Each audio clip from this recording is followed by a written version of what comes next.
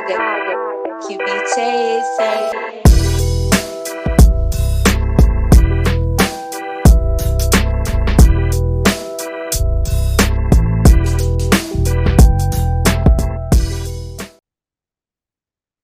G'day, listeners, ladies and gentlemen, and everything else in between these days. Welcome back to another epic episode of the Matter Mentality podcast, where we talk all things training, nutrition, and psychology to maximize your performance.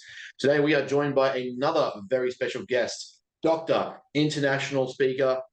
God, what else have we got? High performance coach. We've got semi-professional wrestler. We've got it all happening on the episode. We've got Dr. J Mike on the podcast. How are we doing, brother? I'm glad we finally What got is up, brother? Thanks for having me on. Great to be on, and awesome to talk to like-minded people, especially from the other side of the world. It's pretty awesome. Yeah, it's man. I keep saying this, that the one thing I give the credit to is social media for is when you use it properly, it's actually been able to connect us to the right people. Like, I know a lot of people use it for absolute bullshit, and we're no doubt going to get into that today. But when it's actually done for the right reasons, like you manage to connect with some smart people and you build not an echo chamber, but you build a network of people that are actually, like-minded, same level, getting higher, outside your reach, all of it where you can actually just like connect and grow.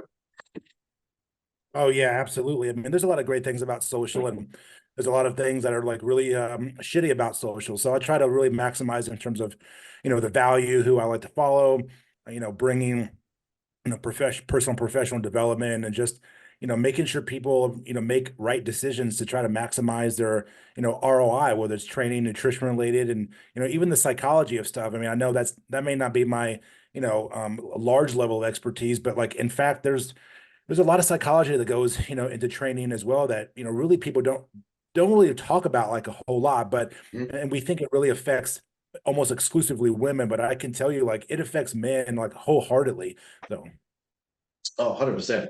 100%, man. When it comes to, the just getting into like the right state of mind, the right clarity, the right presence where your training is effective and efficient and you're understanding what you're doing, where you are, where you're supposed to be, what you're doing, it takes your training to the next level. Like, yeah, you can go in the gym and you can stroll through the door, but and it's why I found I think my passion in psychology was the amount of people that don't understand how high performance actually works. They think, it's just, you know, Tom Brady rocks up and all of a sudden he's really good. And it's like, yeah, right. cool. But, that's not how the mental side of the game works. When you got, 360 million Americans cheering, screaming, or hating you, and you got to throw the right pass at the right time and the right mode and the right move, like, the right angle. And you've got defenders coming at you and attackers coming at you. And you're just like, yep, I just threw this perfect pass.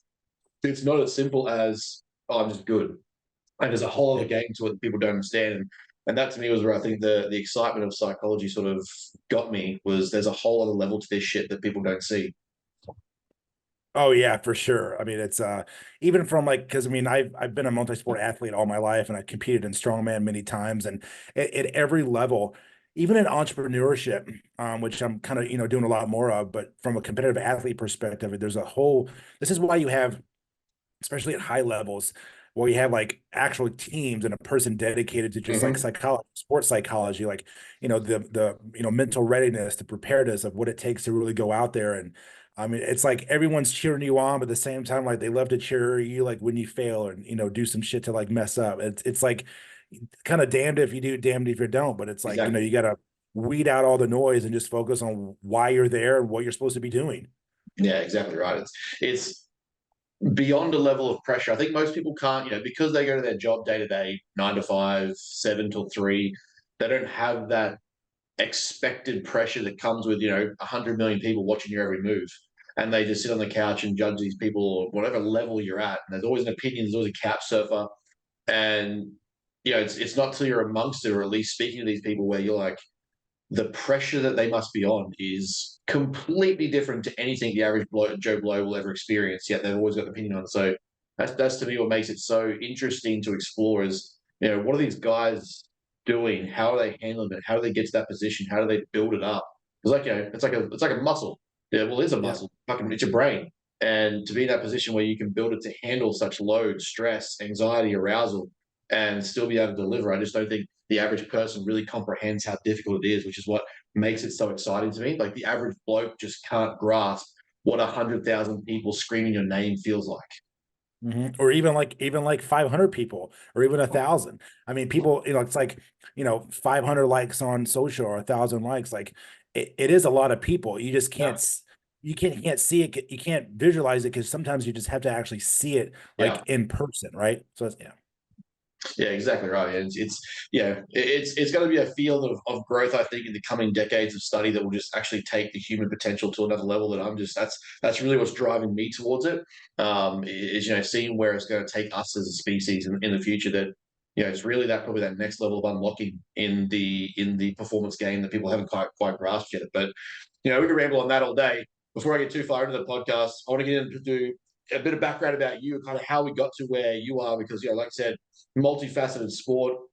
We've got several different directions of your business that you're taking. We've got a level of doctorate in your education. So there's a whole story here that opens up the dialect and conversation we're about to have. So give us a rundown. Give us the too long did not read. Give us the long story, whatever you want to do. Give us the background Yeah. of how you got here. Yeah, for sure. I mean, so I got my undergraduate and master's degree at like Western Kentucky University in Bowling Green, Kentucky, here in the U.S. I started off with strength and conditioning in the early mid 2000s. Worked with baseball, softball, track, and swimming. And then I was at University of Louisville for about a year. Did more of that, but more with women's sports. And then it's funny because like I really wasn't very like scholastic, growing up. Like I hated to read, I hated to write. School is boring, like it sucks. It's actually way worse now than it was, back then. Mm-hmm. But I wasn't really like an academic type of person. And fast forward, it's like I almost dropped out of college. I had like my GPA at the end of my sophomore year was like less than 2.0, it was like 1.7 or something like that. Just for frame of reference, like the entry level point to kind of get into most colleges and universities is like 2.0 to like 2.5, right? Yeah. So at the end of my sophomore year, I was like 1.69 or 1.7. So I ended up, getting in back full time. I ended up graduating, I think undergrad with like a 3.3 or 3.2, something like that. I stayed on for my master's in exercise and sports science. And then I was still coaching then and trying to figure out what my next move was going to be. And, I knew like long term, like the strength and conditioning coaching, path, I think would have done well, but it's a very large turnover rate. The money is not, the best, although the people that are making the most money like now, they've been in the same, profession and job for like, maybe 15, 20 plus years. So they're Mm-hmm. making really good money. But starting out, I mean, you're making pennies on the dollar. Yeah. If you have a family or kids, it's very difficult. In terms of, stability, there's always a high rate of turnover. And so that kind of led me into more of the academic route. I ended up getting a full scholarship to like University of New Mexico in Albuquerque, for my doctorate. And overall it was a good experience. Definitely struggled a lot, for sure. I feel like I had to work 2 or 3 times as hard as the next person, which I did have to. And then I ended up, um, you know, I ended up defending in 2015. So been completed almost 9 years, actually be 9 years, May 6th. So just shy of the 10-year mark. And really before then, I was teaching activity classes, doing guest lectures. I've been published in a wide variety of journals and abstracts. I've taught undergrad and graduate level in sport nutrition, ex-phys, advanced ex-phys, strength and conditioning, advanced strength and conditioning, corrective exercise, and published a lot of stuff with students at the undergrad and graduate level. I think by the end of this summer, I'm vastly quickly approaching like 100 talks that I've given in just over 10 Nice. years. So in 2013, I started speaking. This is actually before I even finished my PhD. I started speaking between 2013 and 2017. I spoke at 16 NSCA talks. And some of those were repeat talks, but different events. And then I've done, IDEA, I've done stuff with NASM a bunch of times. I've consulted with other companies. I've written 12 book chapters, two of which I just did this past fall, shorter versions. And I've been published or interviewed or contributed to pretty much every major fitness, consumer strength, or bodybuilding magazine, online or print version. I was a former writer for 4 years for Elite FTS. And then I've competed in the sport of strongman like 7, 8 times, got top 4 for all those. And So I was assistant professor at Lindenwood University for 2 years. That's on the west side of St. Louis. Taught undergrad and graduate level stuff and publications. And I was at University of Southern Mississippi for a year. I absolutely hated it, but at least I had a job. And there was a really good gym there that I trained at. But I started traveling a lot more, and the speaking stuff kind of gradually like picked up. And then I came out here to Phoenix, Arizona. Taught at Grand Canyon University. We just have undergrad here. Taught full time for I think 5 years, and then just started gradually kind of backing off the teaching load because the speaking stuff was starting to pick up, and I was starting to post more on social, and I knew I just wanted more. And made a decision to step away from that full time and focus more on the business and entrepreneur stuff, because I attend a lot of conferences, but I also speak a lot. Last year alone I gave a total of 30 talks, and I think spoke about maybe 12, 15 events in person and online. I also did a full day course on power development in Singapore, and spoke at Asia Fitness Conference in Bangkok, Thailand. Now looking to do some other stuff internationally. So it's been very good. I'm very fortunate to do what I do, but it's been a tough road. A lot of challenges, lots of peaks and valleys, but you have to be willing to just stick with it. Mhm. Just love the game and just always be a student of the game, and adapt and innovate and evolve and be creative. And I wish I could sit here and say like the path has been like super easy and blah blah blah, but I always tell people like all the successes, which is good, and I want people to know that. But I also tell people like all the real shit and the real struggles that you have to go through. Um, and I wish more people would actually talk about that, because it would really provide a sense of not only like a heavier sense of like reality, but it Mhm. gives people like what things are like really about that you don't see online or in person, or whatever it is. So I always try to make it a point to talk about both the ups and really the downs, because honestly, like, just be real. If it wasn't for all the down and crazy times, I mean, where would we be? Where would I be? I Mhm. wouldn't have the level of skill. I'm always learning and always adapting. And, sometimes during the really tough times, that's where all the fun, really is. And that's where you really learn the most about who you are, and just perseverance, discipline and staying consistent. Yeah, man, there's a lot to unpack there, but I completely agree. It's like the I think Instagram has really glorified the idea of the entrepreneur, but they haven't actually Yeah. expressed and built the nuance that goes into growing a business, growing yourself, developing as a person. It's like this sexy idea that grind hustle mentality, which don't get me wrong, I live and breathe it, but at the same time, people go into it thinking that because they spent 5 years wasting their life making dumb choices towards a business, that they're all of a sudden meant to come out the other side with this awesome Instagram and a Gary V level wealth card, and they can walk into any, what do we got, like the Tiffany and Co, and buy the rings, and they can do that sort of shit because they've got this big bank. It's like, well, hang on, you just spent 5 years wasting time. You didn't actually do anything because you didn't understand that it's got to be effective, productive work, not just I'm grinding for the sake of it. And I think that's That's what right. a lot of people really misunderstood what the business developer, business growth, entrepreneur actual endeavor is. And we go through it here. Like I rarely have a day off where I'm not working on something to do with the company that we're trying to put out there. And like you said, I'm probably in that peak mode where you were yourself probably endeavoring, where you're trying to grow a business, you're studying full time, you're working with athletes, you're trying to get your clients across the line, and you're doing all these things. There is no day off, and you tell Mhm. that to people, and they're just like, oh, can you come have a coffee on Sunday, or can you come do this on Friday? It's like, well, no, I can't, because we have all these things going on, and people just can't seem to grasp it. Like they like the cool idea of it, but when it actually comes to putting the next foot forward, it's like there's hesitancy, there's complaint, there's bitching, there's moaning. It's like that's just what it actually is. You see the Gary V's on Instagram, and you see everyone talking about the high life and the luxury cars and whatever else, but actually doing it is a lot different to just posting about it on social media. I know, and like that's one thing like I've noticed even before I kind of really transitioned over. It's like, you don't see me like standing next to posted next to some like freaking like Lamborghini. I mean, I like cars, I like Lambos, like I really like trucks, but like I don't just stand there and post a picture on it and like post it online saying like, hey, like look at me, like dude. Yeah. I mean, I can't really fit in most normal size cars anyway, so it's like, but like it's just been glorified. And like I get tired of seeing, sign up for my $10,000 like mastermind course, like Oh yeah, you're gonna be a millionaire in like in a couple of months. It's like, dude, shut the hell up. Like you don't, and this is what I tell people, especially whether it's in fitness.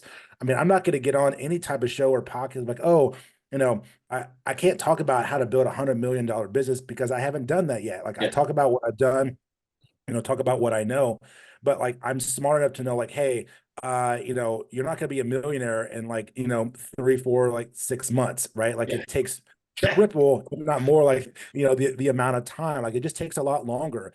And I think people they're getting tired of that and they yeah. want more like this true self, like authenticity, and just helping people understand the path, like, along the way. Yeah, exactly right. And like just being without having to create some facade or like an ego or a face that you have to try and put on to be this person on social media, because the reality is behind the scenes you're not it. Like if I didn't have any sort of experience about the things that I've been through or what I've done, I wouldn't talk about them because there's no point. Like at Yeah. the lowest level, eventually you get found out. Whether you've done it or not, the truth seems to just manage to find its way out there. You either get exposed as a fraud and you're full of shit and you're fake, and either your clients will find out, the world will find out, Instagram will find out, your life, like your whole brand is tarnished, or you actually speak from a position that you've actually been through, you've studied, you've developed, you've gone through, and you can actually speak on it from that experience and say, this is what I did to get there. And again, you either get found out, either way, the world will know, and you'll have to know that you're either full of it or it's true. Mhm. Yeah, great point. I mean, there's just too much. I was on a kind of a session earlier with some former college friends of mine that now own like a gym business back home in my home city of Louisville, Kentucky. And I was telling them it's like a lot of times like you will go like people have a like one persona like online, and then when you see them speak or meet Mhm. them, like it's totally different. Mhm. But for me, it's like for me, whether it's a training or in person, like if I speak, it's just a little bit higher magnitude, like the persona like comes out a little bit more. Like I'm not two different people when I'm talking online or content, or whatever it is. And then when you see me speak, it's like, wait, like I thought this person was like this. Like I'm not like that. Like I'm me. And that's part of how to really develop like your own true authentic self is, be you. Like I can't be, somebody else, or like The Rock or like Gary Yeah, V, yeah, and walking around with like D Rock or whoever it is. Like I mean, I like the people that I like, and I take snippets of what I think kind of molds into my personality and lifestyle and stuff. But I mean, being authentic, and having a higher degree of character and integrity will take you far, far more, in life than really anything else. yeah. Completely agree. Hey, going back to the athletic, the coming up side, is something that I've noticed. I'm myself quite similar to you in that study was not my forte. I wasn't a great student. I was much more of a predominant athlete coming up. But I think the taboo or the persona that comes with the athlete is the meathead, dumb mentality that we're all just logs that want to just get treated like idiots and just play a sport. But one of the things that I actually found unique about my entry to university, because I was more of a delayed, what we call mature age student over here, is is the attributes and skills that I learned from competitive sport from a young age. Like I was 5'4" when I started playing any sort of sport. My brothers were, two and 2 years older than me, so I've always had people around me being competitive and playing sport. But the traits and skills and developments that I learned from that area of my life actually enhanced my ability to get across the line, my grades and study. I just treated it like a sport that I had to perfect and nail when it came to how I attended lectures. It was the same way. I never liked being late to training, so I was never late to lectures. I like to be fully engaged, or I like to be in a center position that gives me control of a game. So I tried to be in control of my tutorials. I tried to be in groups. I tried to be outspoken. I tried to learn, ask the right questions. And those attributes and abilities seem to get me across the line in my studies. That otherwise, when I was in high school and a young kid coming up, I hated it. But being able to, I guess, mature and develop as a student, I was able to recognize that I can take those skills and sort of apply them to my university, my study and education to maximize my time there. Did you find something similar yourself where, you kind of had those traits cross over that actually became beneficial to your studies when you were finding that you were struggling? Oh yeah, absolutely, no doubt. I think like, I sometimes, well, not sometimes, but often enough throughout the year, I get people that tell me like, all you care about is training, all you care about is like eating and like the gym and stuff. And that has a lot of truth to it. And that's a big part of my life. And it's a big part of who I am and my Mhm. identity. But there's no doubt that my training ability and competitiveness, both competing and just gym consistently and like having grit, having fortitude, having structure, having discipline has absolutely carried over into pretty much every other aspect of my life, right? You prioritize what you want to prioritize. I mean, Mhm. we all have the same, minutes and and 24 hours in a day, but it's how you kind of like maybe like bending time, to maximize the output, right? It's a series of inputs and outputs. I mean, you get out of it what you put into it. I mean, people want to put low quality, low time to try and get a high output, but that's not the way it really works. It's the same thing with with my doctorate studies. It's like I got to put if I want to get maximize this, I got to put high input in to get high input out. It's the same thing for like, presentations. Even today, I try to do the best presentation possible, and I hear other people speak. What are their slides like? And I try to, adapt those that fit my, personal topic. And I always try to like get better with the delivery and get better with just the message and being clear and being concise, an aspect of entertainment and being a kind of a performer.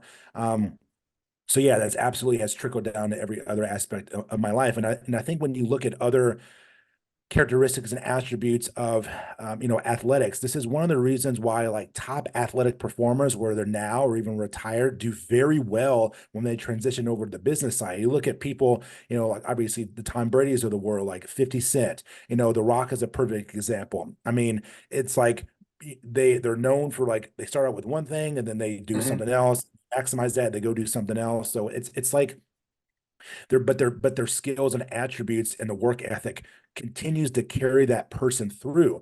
This is one another reason why people that are really, really good at like martial arts, when they get into some of the business side stuff, like they're very disciplined, they're very structured because they've gained those great patterns and habits at an early age and stuck with them, and it just carries them through with whatever it is they want to try to accomplish next. Yeah, it just seems to open, not open doors. I was never a gifted athlete. I was a hardworking athlete, and I think that trait and reflection in of itself is probably what benefited me the most. Is, sure, you can be a fixed mindset athlete that you're just really good, so therefore you're good. But I find that as a growth minded athlete that recognizes, hey, I suck at this part of my game. Like, rugby league, kind of similar to NFL. There were certain aspects of my game as a halfback, which is kind of like our position of the QB, that I had to work on to get better. I had to be able to pass the ball this certain way. I had to be able to put the ball in a certain position on the field. I had to be able to also defend and tackle those areas of my game that suck. I was like, I need to get better at these. I need to actually look at film. I need to look at myself. I need to look where I suck and kind of do my best to improve to maximize my odds and chances. And that I think aspect in and of itself alone, to my education, to my growing my business, to my clients, those are the things that are probably going to propel me further, most far when looking when I know it's time to look back on everything and where I've got to, because I'm going to look at where I suck and I'm going to say, Mhm. I actually do suck at focusing on the subject task. It took me a year and a half to recognize that I need to watch the lectures without taking notes, and then I need to take notes, because if I was trying to do two things at once, I sucked. I was like, Yeah, I was too That's a slow. great, yeah, that's a great point. And I'm kind of the same way. It's like I've always been more of a both auditory and a visual learner, but of the two, it's more visual. It goes auditory and tactical. Like I wish I could have gone through school and literally sit there and not take like any fucking notes and then just Mm, get A pluses mm, like on everything. Like I was never able, I was yeah. never like that. I always had to work, 3 or 4 times as harder than the next person, and it sucks during that. But like whether it's soon after that or later on down the road, like you find yourself like way further ahead, hundreds of Mhm. miles, light years ahead, of everybody else. And you mentioned something else is that a lot of people that feel like they're losing in life or not setting their own physical or personal standard for themselves, a lot of it is because they're losing because they're not they don't want to lose first in order to kind of like win later on. Like they're not willing to suck at Hmm. something, whether it's for 15 minutes, 1.5 years or 5 years, 10 years, or whatever it is. They're not willing to like suck at it for long periods of time in order to really get better. And meanwhile, you have people all around you telling stop, give up, do something else. And all of a sudden, like bam, it's like, the stadium lights open, and then like, you're the one at bat, serving up, goals and, and dunking and all these other points. And, that's when the real truth comes. And it's not like you're trying to be better than everybody else. Like you just have a different type of standard that you want to set for yourself first. And what ends up happening is the people you do that for yourself, and the people around you Hmm. start to really notice that. And you don't even really have to really say anything, make statements about it per se, but they just see it in like in your Yeah. example. When they start to level up, they start to gain higher levels of confidence and self-esteem and grit and fortune. And all of a sudden, like now you've kind of both directly and indirectly developed like a badass team, Hmm. right? That can help elevate each other and the team and the company or whatever it is. So people talk about, like leadership. Well, they won't do this and they don't do that. Well, okay, well, what the fuck are you doing then? Yeah. Like you need to speak up and step up and stand up. All right. So yeah, it comes from the top, but it also comes from the bottom up as well. Yeah, and like one of the big things I really try to push into my athletes and my clients, and even myself with the coaches we bring on board is your word has to hold value. And if your word, if you give me your word on something, if you give me your promise, if you give me like this is what you want in life, and you're giving me your word that you're working towards that, your word has to have value to me. So intrinsically, I will give you value to the word that you've given me. But if you tarnish that by not following through on what you've said, I instantly lose faith, value, and worth in what you're going to say to me.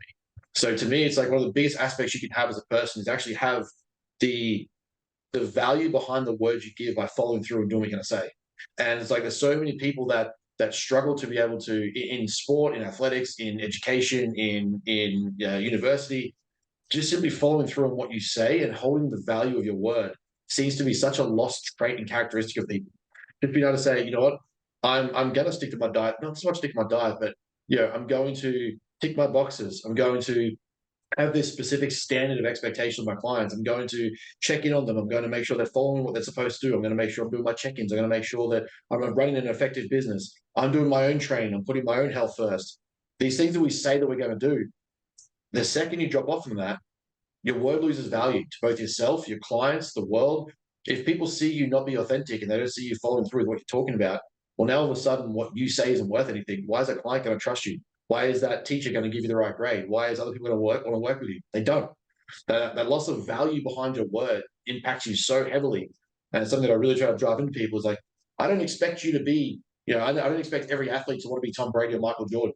But if you come to me and say, I'm going to work like Michael Jordan, that's now the expectation I have on you. That's the standard I set. And if your word slips on that, I just think you're full of shit. Yep. Oh yeah, no doubt. I mean, like it's not easy like maintaining the promises like to yourself and to other people. And sometimes I get asked like, well, how do you hold other people accountable? It's easy. I hold myself accountable. That's the answer. Yep. Yeah. Yeah, Yeah. exactly right. And it's a really good segue to some of the conversations we've had in DMs on social media. Um, looking at the stand of what's coming out in the educational world. We've talked about it so many times in just content that we've both shared and put out in regards to sort of the type of degrees coming out, the level of education, the quality of standard that's being released from university at the moment. And it's really indicative of how low the bar is for entry and for passing or success. I think there was a study done by, I don't want to say Time Magazine. I want to say might have been the New York Times. They did some research on the top four, like your power schools, your Ivy Leagues, and it Yeah. was it was basically showing that it's never been easier to get a passing grade than it is now. 30 years ago, what was an A, an A now would have maybe got you a C minus grade back in the 80s. And it's Hmm. like it's like the types of degrees coming out and the quality of education or what's being considered passable seems to be decreasing as the year goes on. So, like, yeah, the university looks better because they're putting out more, passing students, but it's lowering the quality of people coming out with just the sense of critical thinking, being able to think ahead, think forward, look at having a growth mindset, actually approaching things from a different outside the box perspective. It's nowadays just seems to be here's the criteria, tick the boxes, move on. Yep. Oh yeah, I totally agree. I mean, I think the U.S. education system is not ranked very high in terms of like world, stats and numbers. I think we're somewhere around 25th, 28th, something like that, in like math and science. You look at other countries like, Japan, China, Australia, European, countries, and it's not like the US doesn't value education. It's just collectively, like culturally, these other countries and other cultures value education so much more on a deeper level, Mhm. with more breadth and depth than we do here, like in the US. Every country is different. Every country has its ups and downs. Mhm. And no country is perfect. But I mean, in terms of, both K through 12 and even the university level, it's like, we've stopped teaching critical and analytical and independent thinking. It's, teaching all the what's, this is that, A, B, and C, but no one's teaching like X, Y, and Z. When I was teaching, like I remember really the first week, I'd always talk about like, whether it's like exercise phys or strength and conditioning or whatever it may be, is think about why things happen and like Yes. how things happen. Yes. And but the problem is the vast majority of people teaching courses just either teach straight from the book or just Yep. regurgitate slides that they used from like years ago, and they just tell people like more straight rote memorization. For example, Mhm. they're not teaching people why things happen, like Yeah. how things happen, or like various types of like case studies. I'm not saying it's every single person, but the vast majority of it is like that. And so, you have students that are going through an educational system that, over a very short period of time, 2 to 4 years, all of a sudden they get out and they're unable to really, not only extract the information very well, but they lack an ability to put things either into context, Mhm. and lack of application and really execution and low level skill set. I mean, I'm sorry, but taking one or two courses in strength and conditioning is not going to make you like some type of an amazing, Mhm. strength coach in person or online. It's Yeah. not going to provide you invaluable depth in terms of coaching communication or maybe conflict resolution, Yep. meeting people where they are, understanding some of the science of, sports supplements, and, being able to question what is currently out there and just being a more of an original, thinker, because that's really what the world needs more of. It's like we need a lot more like FUs in this world, and you need Mhm. a lot more too. People need to get off their ass and start serving up, nice and cold with their freaking results. Mhm. So it's like and that's what really needs to happen. Again, there's great, professors and teachers out there, that deserve a lot more recognition than what they, Mhm. currently have, and they deserve a hell of a lot more pay. But now it's like, when you and I were going through school, in college or whatever, there was no such thing as social. I mean, like Yeah. Facebook was created in like 2004, 2005. Instagram's been around for just over like 10 years. I mean, we didn't have the resources and stuff that we have now. There was no YouTube. Mhm. So like we had to go look at books. We had to go look at, drive to the library somewhere and actually look up, publications. And yeah, you can still do that stuff now, but it's just more easily accessible. And so it's really ironic because we have so much information, so much Mhm. accessibility, but people just want things like now and don't want Yep. to actually work for it. It's like, sorry, but your 5 minute Google search like is not like research, right? You need to read, peer review studies and reviews and meta-analysis. You don't have to understand every little single like methodology and procedure, but the breakdown of how a study actually takes place, like what are the steps that go into it. And yes, there are courses now and a lot of programs that do provide, answers and learning that type of material. So we've come a long way, but there's so many things that really need to change. And I will tell you that there's not even six programs in the entire US that teach any type of fitness business or like entrepreneurship. And to me, it's not a issue of those classes need to be taught. It's really more of a hiring issue. Getting Mhm. somebody in there that has actually been gym owners or they're out in the industry, they've built businesses and can Mhm. also like teach, like those are few and far between. So it's really not an issue of, well, can we do it or not? It's really more like a high own issue, because the vast majority of programs actually don't value that. They just value like just the research. And it's rather unfortunate, because a lot of students really need to understand, the business side and what happens, in life, like, post graduation.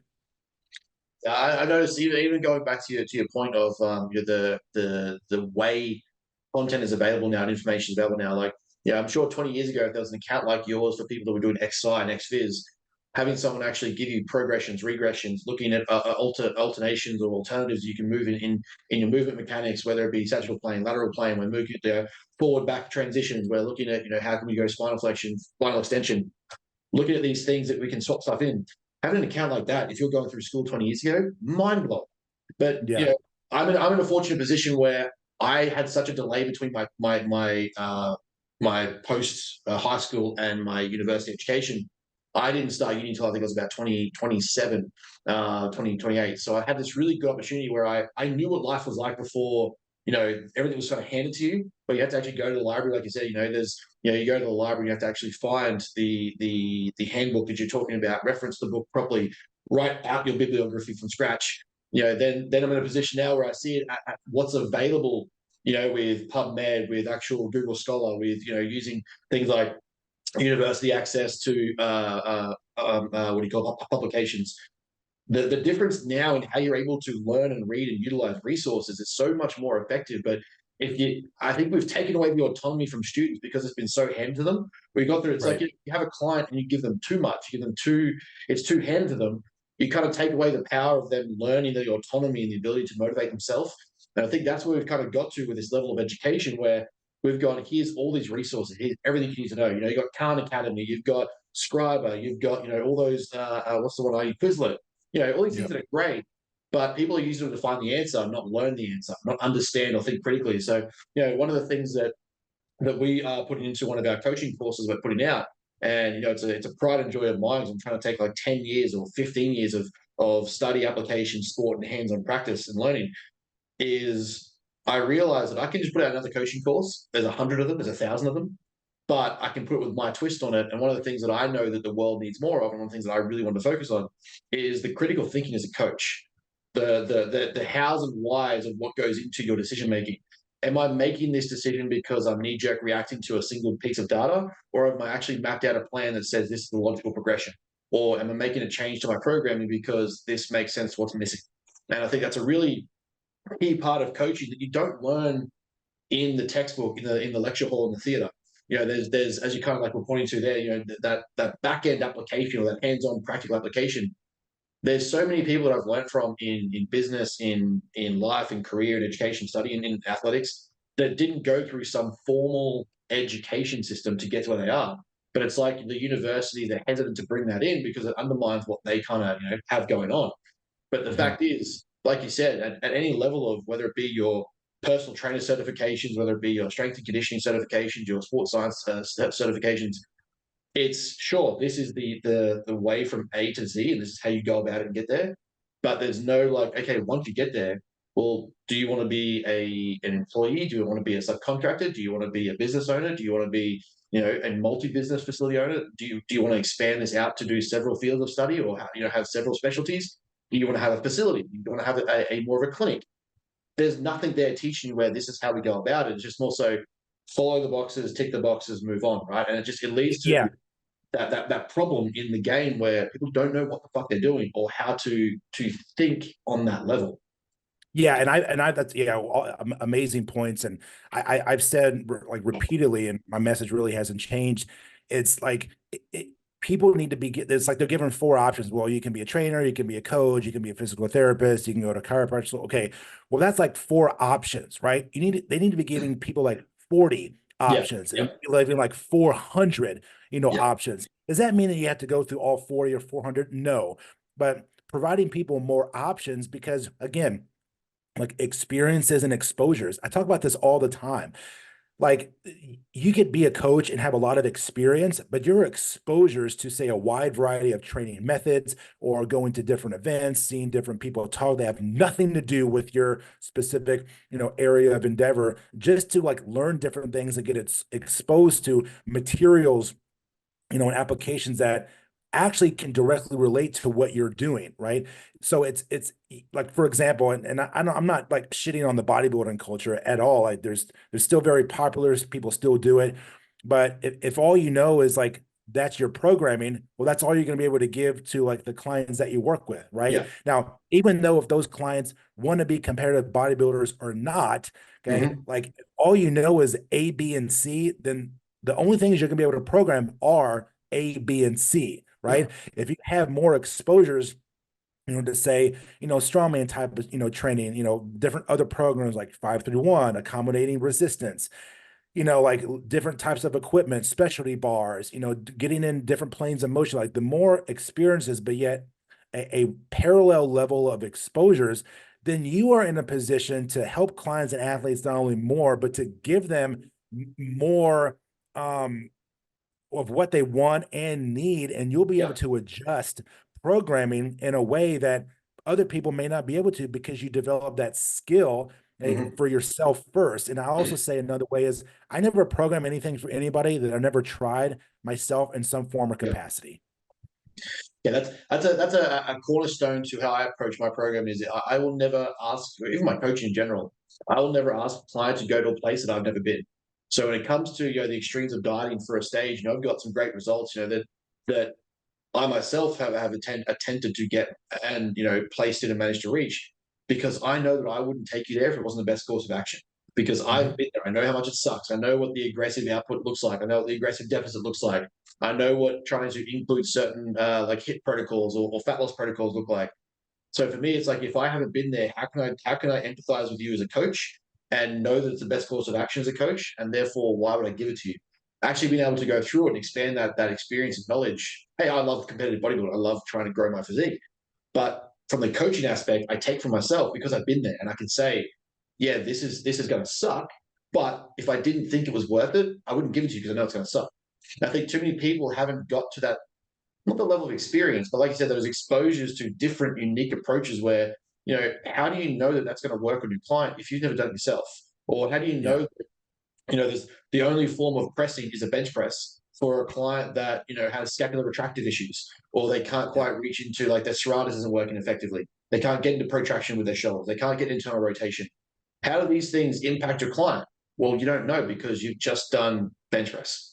And That's it's right. That's right. It's like, and I say this all the time, like not everything is a barbell, a kettlebell, like or a dumbbell. In fact, you can actually develop a pretty good level of strength and not chest or legs or whatever, and never actually barbell squat or barbell bench. Mhm. This idea that like everything is like the big three: is squat, bench, deadlift, or squat, Yeah. bench, like power clean, and a couple of different variations of like that's all you need, dude. It's bullshit. I don't understand. Does it work for like novice individuals? Of course it does, but I really don't know anybody personally or met or know of that doesn't want to continue like getting strong at higher like levels of performance. I mean, who just wants to be like a novice like Yeah. all their training career? Like, I mean, nobody. It doesn't matter if you want to compete or not. Like, who really wants to continue to be like a novice? I mean, it doesn't have to be lifting. Like, do people that train jujitsu, do they just want to be like a white belt like Yeah. for Yeah. all their life? Like, that's not how it works, right? I mean, whether you become a ninth degree or not, the point is like you always want to get to the next level. And so, but yeah, I mean, it's like experiences and exposures, and being in a position that you have personally to order to give clients and athletes, you know, more just exposure for themselves, but it also makes you learn Hmm. about who you are because every client and coach everyone's different. I mean, I can't program the same for person A and then expect for it to work for like person B. Like maybe Hmm. it works for me, but it does nothing for the other person, but it does something for person C. But that's part of the coaching communication. That's part of the programming essentials. Like there's a lot that really goes into it. But I think that kind of goes back to our rant on even the level of university education, right? Is if you're only taught to tick the boxes and you're only taught to go from, okay, if A doesn't work, go to B, if B doesn't work, go to C. And you're not taught to look at like A1, A2, A3, B1, B2, B3. If you're not taught to look that way, laterally and vertically, well, then all you know is that when a client presents to you, whether it be physio, rehab, or strengthening, bodybuilding, powerlifting, strongman, sport performance, whether it be NFL, gridiron, baseball, if you're only taught from a level where this produces power here, this should work this way only. Well, all you know then is what you know. All you know is that that's what you have to give, because that's what the textbook said. And this is where I get so frustrated with the not so much the evidence-based crowd. I believe there is good in the evidence-based crowd. I practice it from the evidence myself. That's where I try to base the premise of my coaching. But at a certain point, we know that the textbooks are often far behind where the level of coaching currently is in the real world application.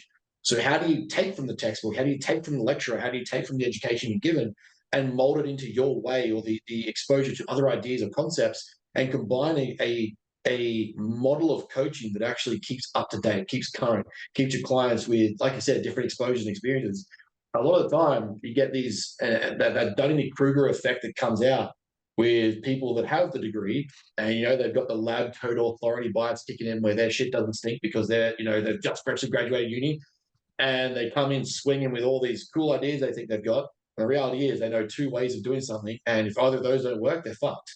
But it's like that's what they're kind of taught, and they aren't taught to pivot or think laterally or think critically and assess the situation. You're actually, is it really the hip playing up, or is there something higher up? Is the ribs? Is the pelvis not stable? Is the rib doing something wrong? What are these things that are happening? And all I'm looking at is the hip, because that's what I was told in the textbook. And it's like that same point is, where are you learning to get a diversity of exposure? Where are you learning at the university level? Like, you'll know firsthand, because I imagine your lectures versus some of perhaps the other lectures that are given, there's going to be a difference in how you approach teaching those concepts. But for the students who aren't lucky enough to have an educator like you in the lecture hall, what do? They just have to do what they're told. They just get taught the same way over and over and over again, produce the same person, same type of coach. Yeah, I think one of the things that I've kind of sort of come to the conclusion again, but again, like I don't, my philosophy, and especially in terms of education, has really like evolved and adapted, especially over the last like half decade.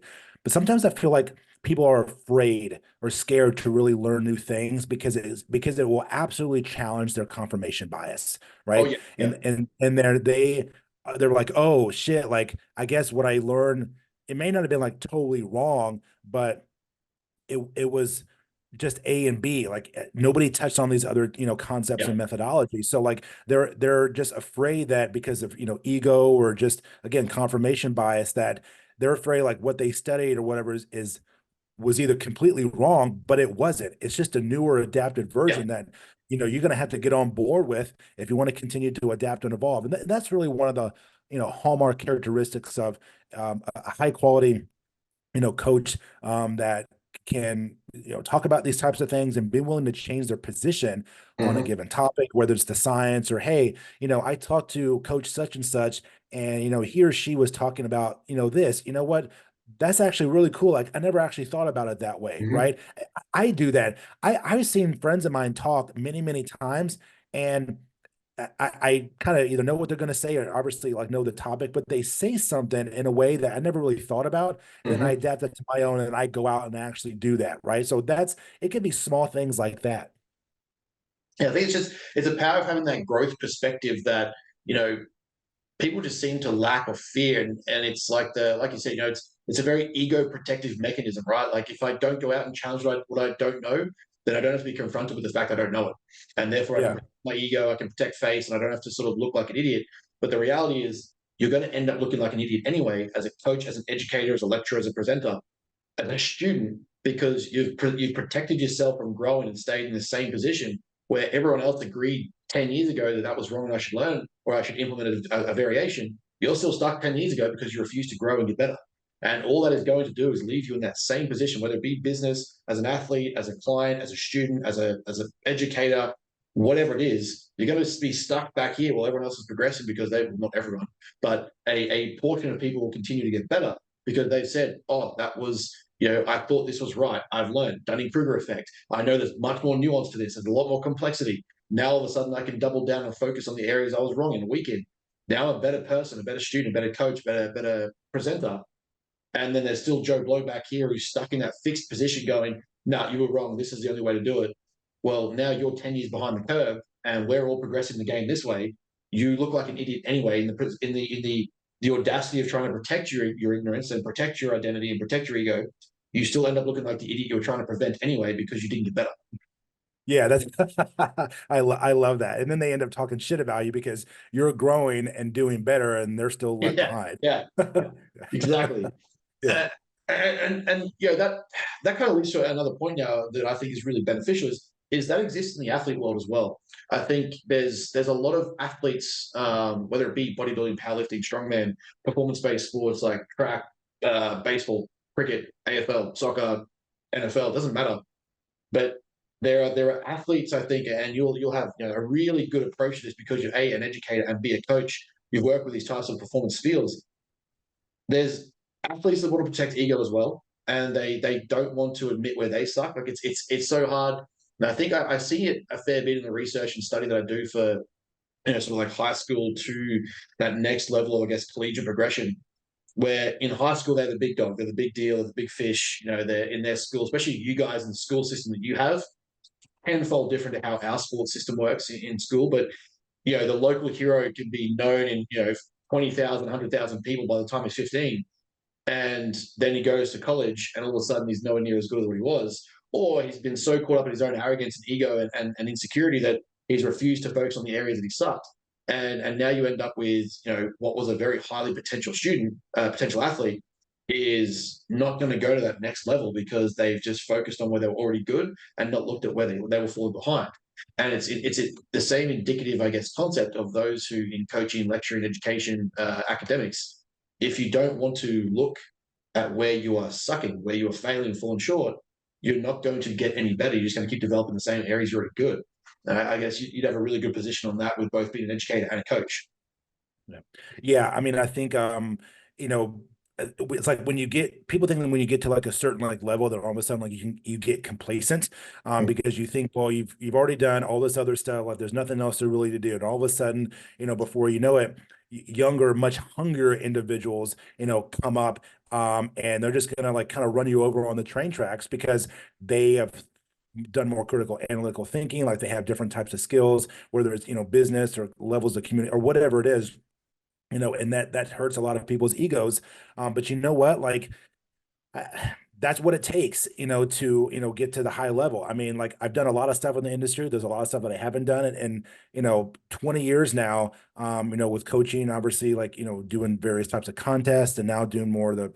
I've done the teaching and all that stuff, and now entrepreneur stuff and content. Like I feel like I'm just getting started. Yeah. If you look at like companies like First Form or based out of St. Louis, Missouri, like their supplement company. I mean, they have like what 400 or 500 employees, there on site, another like 10,000 plus in the field. Like 25 years, like they're just kind of getting started. I Yeah. mean, people look at like companies like Under Armour, dude, like I mean, nobody heard of Under Armour like in 1994 or 1995 or whatever it is. Like but these people have been in the game for long periods of time, and it's like I again I always tell people about the successes, but and talk about the tough times too. But it's um I kind of lost my train of thought there for a second. Oh yeah. But you have to be in a position to, like not just how bad do you want it, right? But like, Mhm. do you really love the game? Do you say that you do,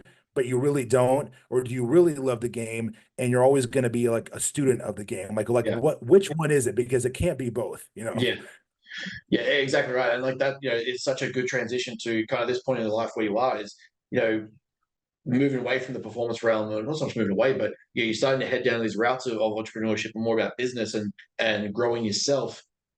It's it's crazy to me. Something that I've learned in just the level of growth that we've reached is how almost easy it is to differentiate yourself and kind of just get to that successful path where a lot of people kind of just think it's easy. They think like they don't have to put in the work. They can talk about it. It's just going to fall in their lap. But you've managed to get to a position, I think, and again, it's indicative of those athletic traits and skills that both benefited, both of us in our education as well, our playing careers. Is those skills cross over then, like other areas, to business, to the life you're trying to build? It's like looking at the traits I've seen in my sporting career that really served me well. I'm finding are serving me even better in business and growing myself. It's like we're constantly assessing where we're falling behind. How do our systems suck?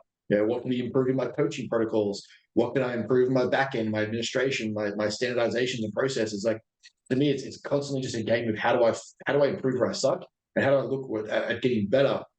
And I think that you're probably exactly the same way, in that sporting career has definitely benefited the growth of yourself as a company, a business, and the endeavor of speaking.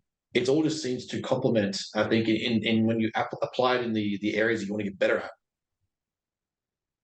Yeah, for sure. I mean, there's no doubt. I mean, I don't think there's anybody that I know personally, at high levels, or even those who I follow at high levels way above me, that I mean, they will open and honestly talk about like their struggles. And I can tell you this hands down, because I was kind of looking at the numbers between 2015 and the end of 2023.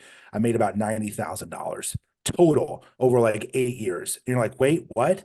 Yeah, you heard that right.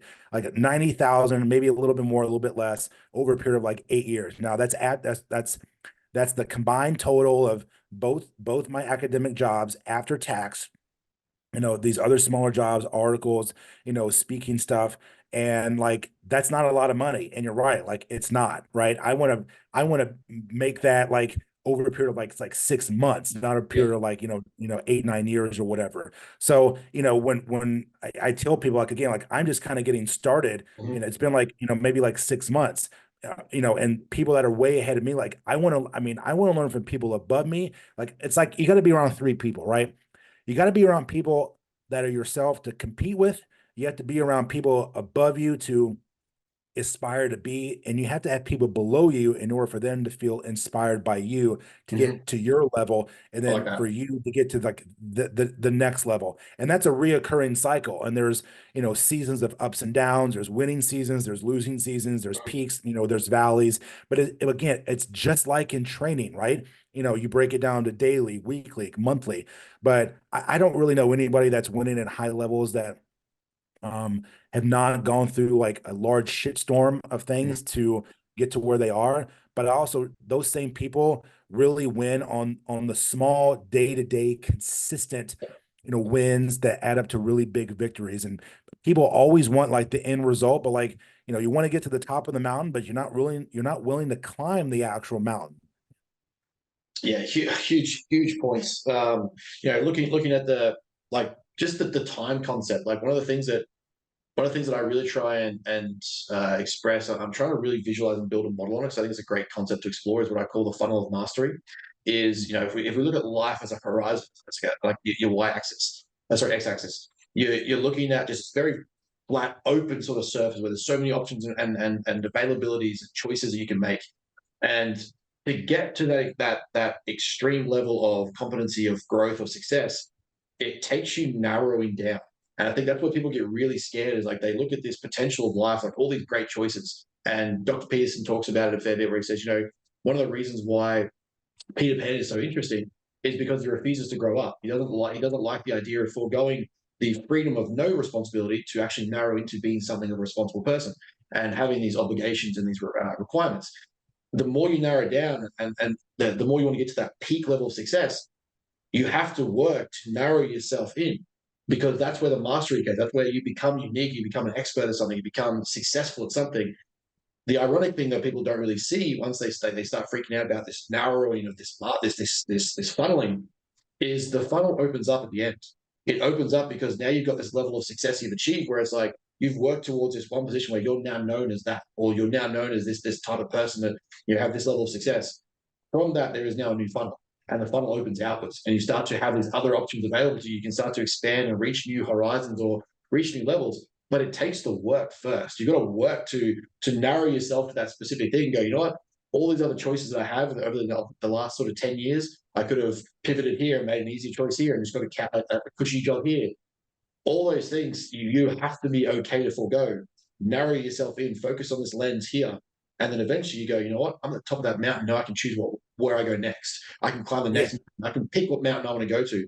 And I think so many people get scared of that idea that you actually have to forego freedoms. You have to forego choices. You have to forego. You don't get to have the weekend with the boys every single weekend. You don't get to have the beers around the couch every single weekend. There's going to be sacrifices and trade-offs that are inevitably going to lead to a greater position for you in the future.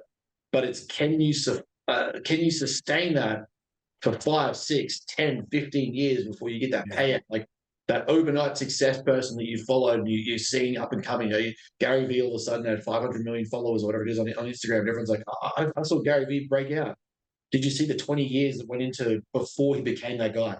Because it's never Yeah, over. and yeah, and tell me, what was he doing before that? Right, he was working at wine library. Yep, That his dad, pretty much he took over from his dad. Right, exactly. he's working on Google Ads and all this other stuff before it was really even a thing. But yeah, I mean, you mentioned something about like mountains and like there's if you bring value to people and bring value to companies and figure out how you're gonna help them grow, bring value to them versus just thinking about you, the Yeah, opportunities like will come and the money will come. Granted that you've developed the skill, or a series of skills, right? And there's not just like one mountain. There's a series of mountains that you people haven't even seen yet. Like I haven't even seen some of these mountains yet that I'm gonna be crossing and kind of, moving into here as time goes on.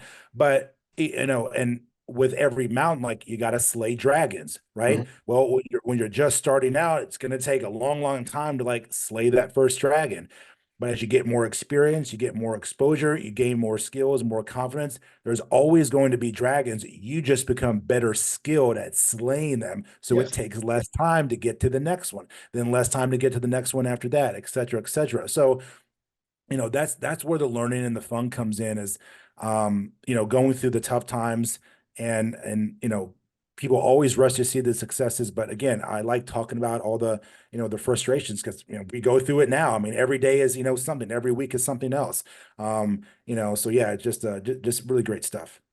yeah. I think a really good point there that we're heading towards the back end where I like to ask a couple questions, but I think I can sort of tell what your answer will be. But if you had to give one sort of point to up and coming coaches or businesses in the fitness, coaching, sporting community, what do you think would be the greatest piece of advice you'd give to understand that concept of putting in the time, putting in the work? Like, what would be probably the single biggest piece of advice you'd give them to sustain that journey that is going to be a long fucking road?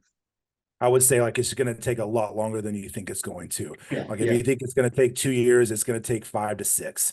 yeah. If you think it's going to take 12 weeks, it'll take 26 weeks. Or Mhm. whatever it may be. It's always going to be way harder than you think it is. People make things like look easy, but that's just because they've been working on it and grinding Yeah, on it for 10, 15 plus years. So that's one thing I would say. It's going to take a lot longer, but you need to be around people, associate yourself with people that are doing the things that you want to do, right? Get rid of negative, toxic ass fucking people in your life. Stop hanging around people that all they do is talk about the good old days and like high school and remember this and remember that. And I remember a lot of things too, but I don't spend time yeah, like I don't spend time remembering. Now that's the difference, right? yeah, Like I remember a lot of stuff, but I don't sit around and, spend time like remembering. If there's a problem, you try and solve it, vanilla ice style, type of thing, yeah, yeah, yeah, but yeah, it's just like be around people that are doing the things that you want to do, and learn from people again at higher levels. And I encourage everybody to, stick with the path. And people get frustrated. It's, oh shit, something's not working after 6 months or like 2 years, and they quit and they do something else. Well, if you and I are doing something, and like, I quit before you do, but you continue to stay on the path, what's going to happen? Like, you're going to end up blowing past me a couple years down the road or 5 years down the road, and then I'll still be in the same place, or vice versa, but you got, stick with it and stick with it. I mean, you won't fail as long as you just don't quit. yeah. Yeah, yeah. And the funny part is those people who quit and they get that grouchy, victim mentality start to throw around the word lucky. This Oh person yeah. just got lucky. This person they were just lucky, the right place, right time. And it's like, well, hang on, you could have inherited that luck, but you quit when things are a little tough. So it's like, I despise the idea of luck being a crux for people to get out of excusing the fact that they were lazy and they quit because it got tough. Like Mhm. 90% of the people that 99% of the people that were lucky were just willing to do more work than you were, and you stopped. Absolutely. There's no question about that. Oh, another really good question. If there's one skill that you recommend for young athletes to get to that next level, what would it be? It could be young athletes or just people in general. I would say the ability to influence and the ability to persuade. And always try to solve people's problems. And that's Mhm. really what it comes down to, whether it's companies or clients or athletes. What can you do to solve people's problems?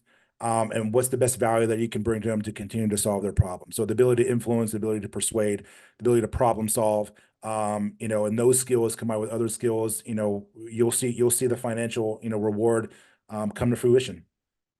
I like that. I like that. Yeah, that's a very good one. It's different to what I thought it was going to be. So that's always I like what the answer is never really something that I sort of thought it might have headed towards. So what do you think is the direction, or what's one thing you're excited for the direction of the fitness coaching sporting community that it's heading towards at the moment?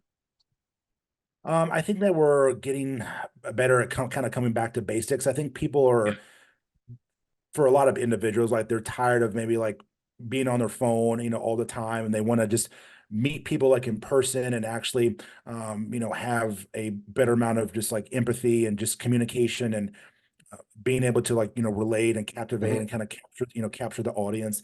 I think we're doing much better on that. I think we're kind of seeing that coming back around. There's always going to be increases in terms of technology, especially like the wearables, all Mhm. that stuff. But I mean, nothing like, for in terms of like growing business, whether it's social, in person, online, like, word of mouth is still probably number one, no Yeah. doubt. And, people want to be around and, and meet people. If I'm in conferences and people have questions, like I stick around to the end. If there's Mhm. another speaker coming in, we go outside, we talk, Yeah. I'll give people my time. And, I wouldn't really be there if it wasn't like if there's no attendees, like I'm not speaking, and that's really Yeah. how it works. You Yeah. know, I'm not going to a conference to speak at a wall. Yeah. So Exactly. Yeah. yeah, right. But yeah, I mean, just help solving problems, and bringing just endless amounts of value. You go from good to great and great to like undeniable. Mhm. And the time frame from great to undeniable is a very long freaking time. Okay. Yeah. Going from good to Yeah. great can be maybe, 3, 4, 5 years or something like that. But going from great to undeniable is takes a lot longer. Yeah. I agree on that one. Uh, One book that you would recommend for any field for any reason? What is an absolute book that someone should include in their library? Ooh, man, that's a good question. And do you prefer Audible or hand copies? I do both actually. Yeah, Like I same like to thing. read, but if I'm traveling in a car or plane, like I'll Yeah, usually do like Audible.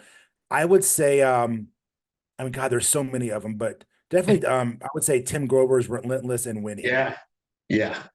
I've got time. Yeah. And then even like Ed Milet's books, like Max Out and even The Power of One More. Those are awesome books, audio, and then regular hard copy. Like if you can read those, like, and I would even say, um, what is it? I th think, let's see, the power of thinking big, or something like by David Schwartz.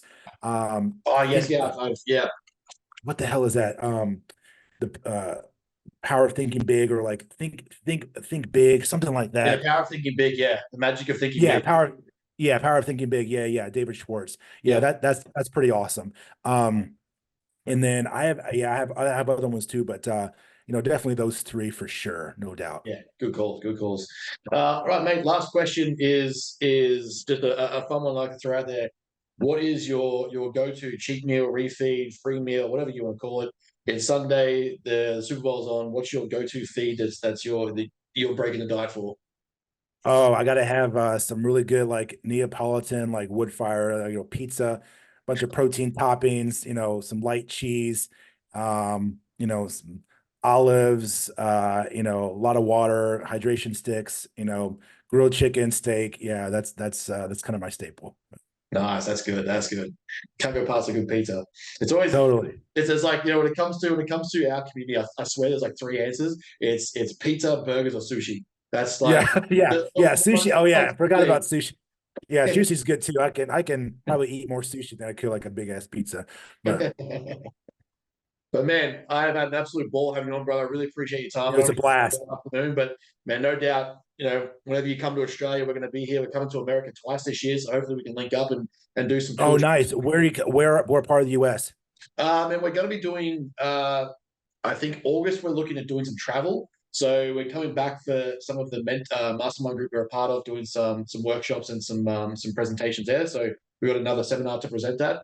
And then we're trying to build a few smaller training workshops, seminars around some of the facilities. So we've got the East Coast, on LA, potentially Vegas. We've got Texas, we've got Ohio, we've got Pennsylvania and New York, and then we'll be finishing Nice. up in Washington DC. So, Sweet. sorry, Yeah, yeah, I'm in Vegas and LA like all the time throughout the year. man, that'd be unreal. I think that'll be a really good spot for us to link up and actually get some training in and shoot some shit. So let's try and Yeah, make. bro, for sure. Like this was a blast. It was awesome conversations, great topics, and I think a lot of people get a lot from it. Man, I appreciate your time, brother. Thank you again. All right, thank you.